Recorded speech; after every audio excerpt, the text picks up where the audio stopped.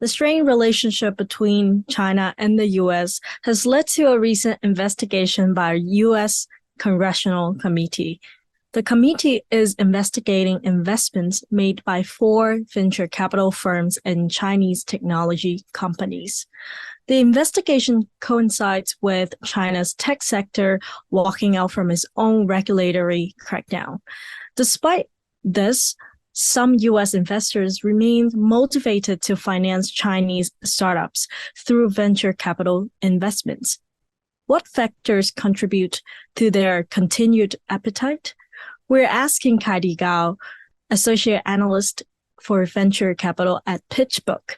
Hi, Kaidi. What are the main challenges currently faced by U.S. VC investors?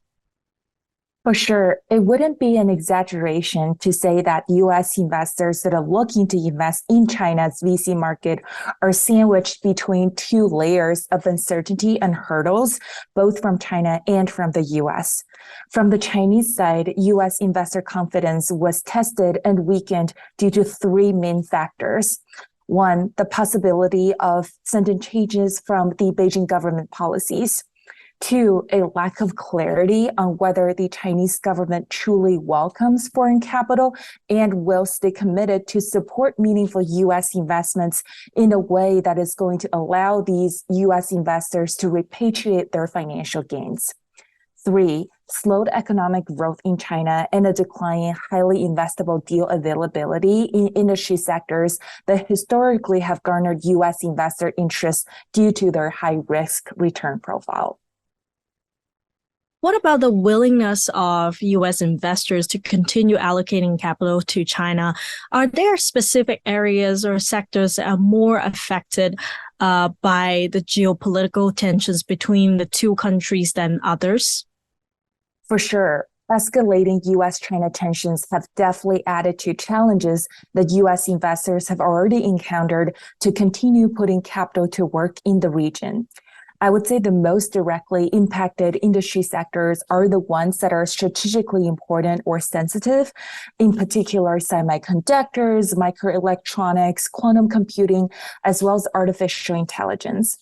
However, the impact of dampened U.S. investor confidence on these sectors that are within China's venture ecosystem wouldn't be as severe as one would expect for a few reasons. First of all, foreign investors, including U.S. VC investors, have generally been a small piece of the venture market in China. Second, sectors like semiconductors are not among industries that were historically favored by U.S. investors because many of these hard tech, deep tech companies require significant cash infusion upfront. They have elongated tech development timeline, and the risk return potential for these companies have historically not been as attractive as consumer-oriented tech startups. Third, aside from U.S.-China tensions, the Chinese government isn't incentivized to see a high level of foreign investor involvement in these strategically important sectors for national security reasons. So significant changes are also in China's foreign investment and technology regulations. So how have these shifts affected the confidence and risk appetites of U.S. investors in China? So from the Chinese side, a series of government-led tech crackdowns began around 2020. These crackdowns are mostly conducted in the name of national data security or anti-monopoly have led to significant negative impacts on leading enterprises in select industries.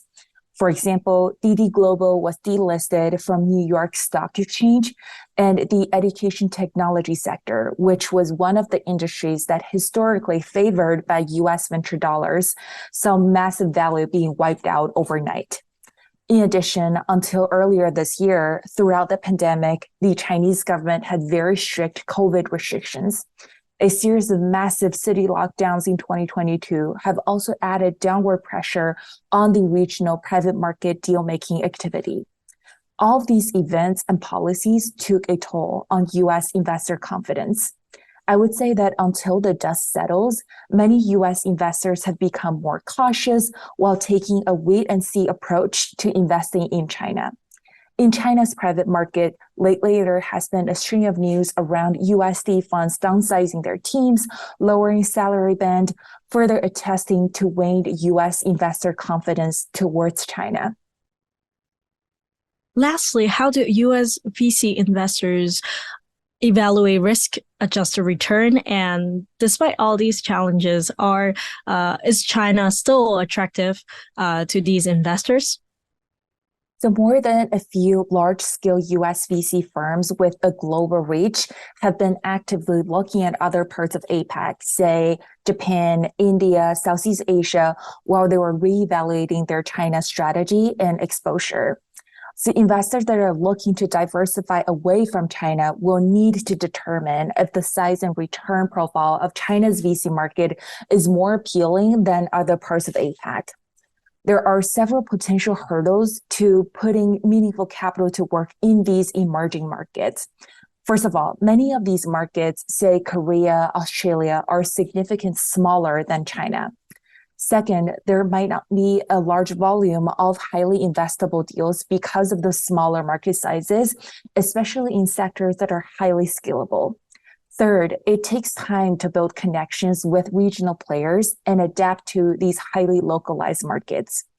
We have heard from Chinese GPs saying that they were told by their US LPs that geopolitical factors are the number one issue they're facing with re-ups and continuing to deploy capital to the regional market.